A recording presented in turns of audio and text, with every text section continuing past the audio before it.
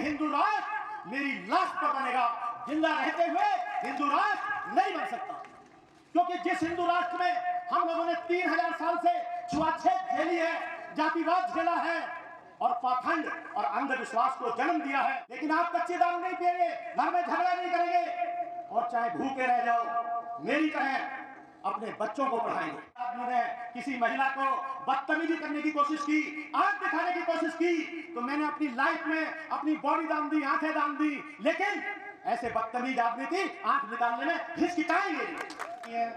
भाई बहनों, माताओं, बच्चों और मेरे साथियों, विशेषकर बुजुर्ग साथियों को मेरा उनके चरणों में नमन।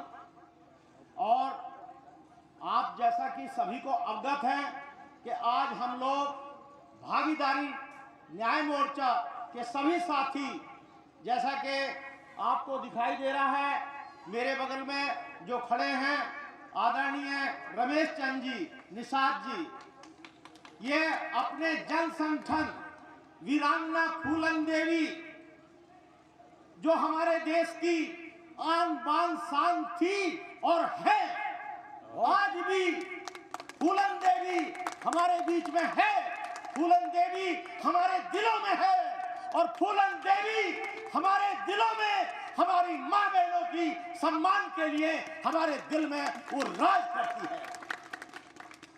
दोस्तों, मैं आपको बताना चाहता हूँ, हमारे कुछ साथी बहुत ही हीन भावना के शिकार हैं। हमारे कुछ साथी हीन भावना के शिकार हैं कि उनको जाति सूचक शब्दों से संबोधित किया जाता है, लेकिन निष्कर्ष कोई निदान उनके पास नहीं है। लेकिन हम लोग ये भागीदारी न्याय मोर्चा इस सब का निदान लेकर के आया है। आपके सामने उस निदान को रखेंगे। वो ताकत आपके अंदर है और उस ताकत के बल पर उत्तर प्रदेश में निषाद राज फिर वापस आएगा। मैं बोलूंगा जय निषाद राज, आप रिपीट करेंगे पूरी ताकत से, जय निषाद, जय निषाद राज, जय निषाद राज, जय निषाद राज, जय निषाद राज, जय भीम, जय भीम, जय भीम, जय भारत, जय भारत, जय संविधान। ये देश इस संविधान से चल रहा है, ये संविधान है, ये देश इस संविधान से चल रहा है। तो आप सोचिए, यहाँ पे मनुस्मृति या किसी भी अन्य ग्रंथ का भारत के अंदर अब कोई स्थान नहीं है, कोई भी स्थान नहीं है। और आप ये जान लीजिए कि जिन लोगों के मंसूबे हैं कि ये हिंदू राष्ट्र बनेगा, मैं उनको बता देना चाहता हूं, चाहे वो कितनी ही बड़ी ताकत हो, चाहे वो कितने ही बड़े पद पे हो, अरे अगर ताकत है तो एक गांव को भी हिंदू राष्ट्र बना के दिखाओ तो मैं मान लूंगा। अगर हिंदू राष्ट्र बनने की बात आएगी तो मैं दावे के साथ कहता हूं कि हिंदू राष्ट्र मेरी लाश पर बनेगा, जिंदा रहते हुए हिंदू राष्ट्र नहीं बन सकता। क्योंकि जिस हिंदू राष्ट्र में हम लोगों ने 3000 साल से छुआछूत झेली है, जातिवाद झेला है और पाखंड और अंधविश्वास को जन्म दिया है, जिस जाति के लोगों ने आज पूरी दुनिया में डंका बजा रखा है, लेकिन हमारे ही कुछ साथी अपने स्वार्थ के कारण सरकार में जाके आप पूरे समाज को धोखा देने का काम किया है। मैं अपने मुंह से उनका नाम लेना भी पसंद नहीं करता।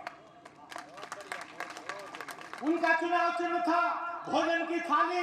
मेरे साथी चुनाव आयोग में गए थे, 2017 में मेरी पार्टी का रजिस्ट्रेशन हुआ था और मुश्किल से 10 दिन के बाद उनका भी रजिस्ट्रेशन हुआ था। लेकिन मैंने जब उनकी विचारधारा देखी तो मैंने उनको साफ मना कर दिया कि मुझे मंत्री एमएलए बनने में शौक नहीं है, मुझे अपने समाज को जगाने में शौक है। यदि मेरे सामने, मेरी पार्टी के कार्यकर्ता के सामने, भागीदारी न्याय मोर्चा के किसी आदमी के सामने किसी आदमी ने किसी महिला को बदतमीजी करने की कोशिश की, आंख दिखाने की कोशिश की, तो मैंने अपनी लाइफ में अपनी बॉडी दान दी, आंखें दान दी, लेकिन ऐसे बदतमीज आदमी की आंख निकालने में हिचकिचाएंगे। हर हालत में हमें अपनी महिलाओं का सम्मान करना है और इसकी शुरुआत आप लोग अपने घर से कीजिए। आप सोचिए, आज मुझे एक सुनने को मिला, यहां भी लोगों ने बताया कि बहुत सारे लोग दारू पी करके महिलाओं से झगड़ा करते हैं, मारपीट करते हैं। अरे उनको शर्म आनी चाहिए। आज एक बात बताओ, सारे जितने इस पंडाल में बैठे हो, अगर मैं आपसे कुछ मांगू तो मुझे दोगे? हाथ उठाओ सारे के सारे। सबसे पहला काम, ये जाफरानी पत्ती, ये खैनी, सादी पत्ती, सारी पत्तियों ने मिलके आपको आपत्ति में डाल दिया। आज फैसला लो कि हम कभी भी गुटखा, खैनी, पान मसाला ये नहीं खाएंगे। साथ ही साथ कच्ची दारू भी नहीं पियोगे। थोड़ा बहुत कुछ ऐसे लोग हैं, डॉक्टर भी कहते हैं कि यार एक आध वीक में थोड़ा कुछ ले लो तो कोई बात नहीं है, लेकिन आप कच्ची दारू नहीं पिएंगे, घर में झगड़ा नहीं करेंगे और चाहे भूखे रह जाओ मेरी तरह अपने बच्चों को पढ़ाएंगे। मेरे परिवार में तो कोई कंपाउंडर भी नहीं था, आज दोनों बेटियां MBBS है, MS है, दोनों UPSC क्वालिफाइड है, IAS है। और सबसे बड़ी बात, जिस IAS को आप बहुत बड़ी ताकत समझते हो कि DM, इससे DM कमिश्नर बनते हैं, लेकिन मेरी किसी भी बेटी ने उत्तर प्रदेश क्या, भारत क्या, UPSC में सिलेक्शन होने के बाद भी इस पोस्ट पे ज्वाइन नहीं। एक बस का गुमान में है डॉक्टर निधि सिंह, जिसकी सैलरी एक महीने की 22 लाख रुपए महीना है। यहाँ क्या करती, उसके हस्बैंड को 28 लाख, 50 लाख पर मंथ जिसे मिल रहा है, उसे यहाँ बेईमानी करने की क्या जरूरत थी? दूसरी वाली अंबिका सोनी के आए हैं और वो भी MBBS MS है, उसने भी UPSC पास किया, उसने ज्वाइन नहीं किया। आज उसका कम से कम 150 करोड़ का अपना अस्पताल है। अपने मुंह से मैं कुछ कम कह रहा हूँ, 250 का भी हो सकता है, और उसको 30 लाख महीना करीब आमदनी है। बगल की भी कैप्स करो उस तरह। तो मेरा कहने का मतलब ये है कि जिन लोगों को ये हो कि यार हम तो बहुत छोटी पोजीशन में हैं, हम नीच जाति के हैं, तो इस चीज को अपने दिमाग से निकाल दो। जब आप दुनिया में आए थे तो केवल आप मुझे बताओ, 2 ही जातियां थी, या तो फीमेल या मेल। इसके अलावा भगवान ने आपको किसी जाति में नहीं बांटा है, और बांटा हो तो आप बताओ। तो फिर ये जातियां, नस्लें जानवरों में होती हैं, मुर्रा भैंस, साहिवाल बैल, हरियाणवी बैल। मानव की सिर्फ एक जाति मानव, और मानव का सिर्फ एक धर्म मानवता। इसलिए अगर कोई आदमी आपको गलत बात पढ़ाता है, जब हमारे बच्चे कांवर लेकर जाते हैं तो उन पर फूल बरसाए जाते हैं, और जब नौकरी मांगते हैं तो डंडे मारे जाते हैं। बताओ ये स्थिति है कि नहीं? लेकिन ये स्थिति किसने बनाई? आपने अपने वोट की ताकत का सही इस्तेमाल नहीं किया। सारी ताकत आपके अंदर है। इसलिए आप ऐसे दरिंदे को, ऐसे व्यक्ति को, ऐसे पार्टी को कभी वोट मत दो जो आपकी बहन भाइयों की सुरक्षा ना कर सके, रक्षा ना कर सके, सम्मान ना दे सके। सब लोग आए हैं। मेरी बात को मतलब समझ रहे हो? मैं थोड़ा घुमा के इसलिए बोल रहा हूँ, बहुत सारी FIR मेरे ऊपर है, आप सोच भी नहीं सकते जितनी है, लगभग 1000 से ऊपर मान के चलो। हाँ, तो इसलिए जो ये व्यक्ति आपके सामने बोल रहा है, 4 यूनिवर्सिटी से पढ़ा लिखा व्यक्ति है और पूरे देश के 140 करोड़ को चुनौती देता है। यदि कोई इस धरती में अपनी मां की कोख से जन्म लिया हो तो हमारा मुकाबला है।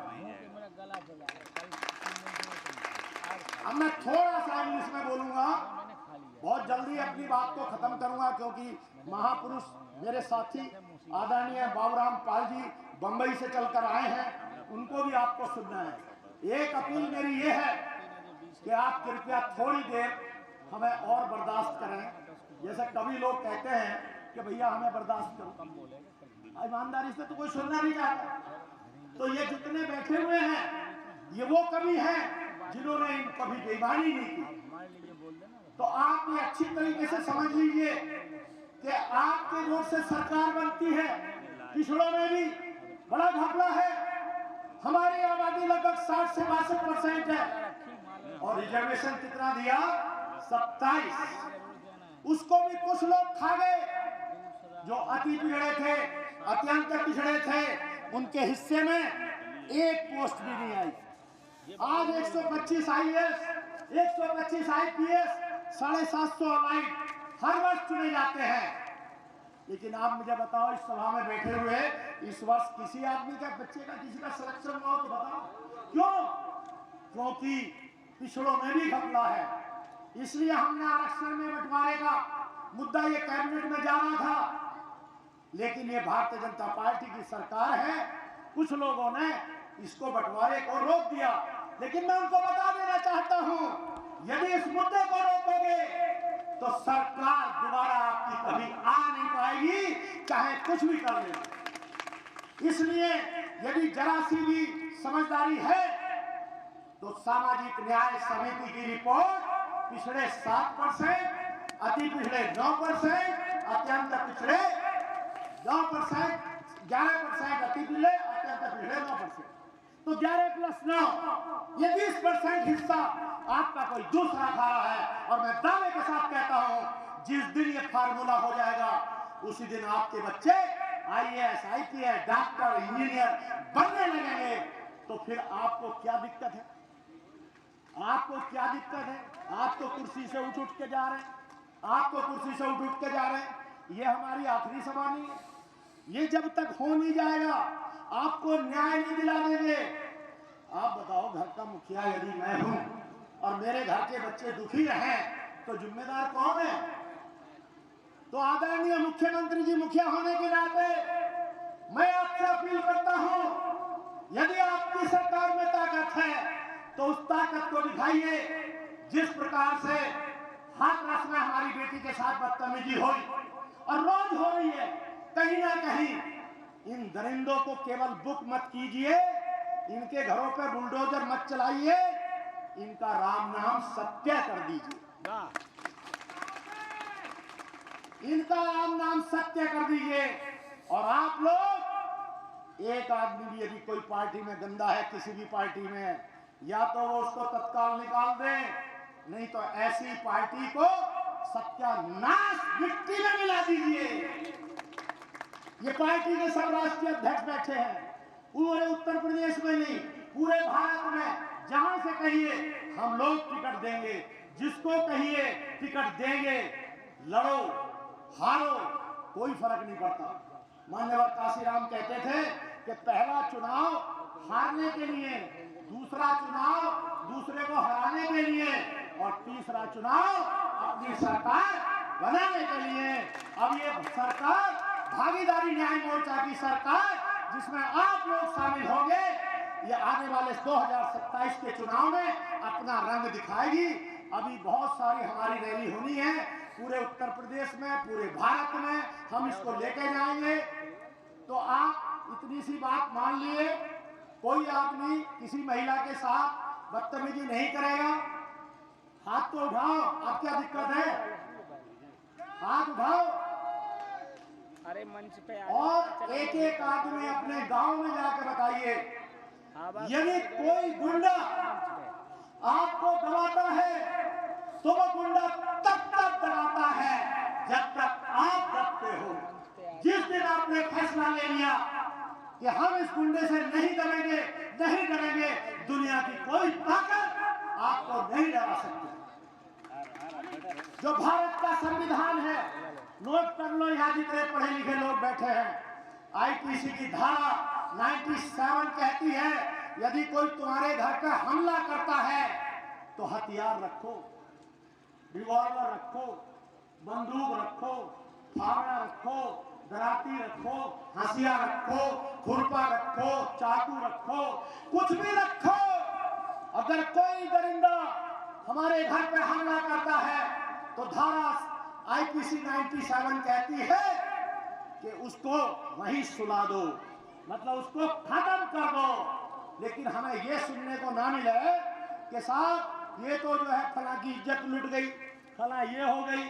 ना कोई इज्जत लूट सकता है, ना कोई कुछ कर सकता है, और जैसे ही है उसकी गर्दन धड़ से अलग कर दो और हम सारे केस देख लेंगे, सब देख लेंगे, आप चिंता मत करो उसकी। अपन माला करेंगे ऐसे ही में हो जाए। आपकी समझ में बातें आ गई। दूसरी इंपॉर्टेंट बात यह है ऊपर रखो कि अब आप दबना बंद करिए, अपने आपस में एकता कीजिए, भाईचारा कीजिए, आपस में एक दूसरे को आपस में कभी भी बेइज्जत करने की कोशिश मत कीजिए।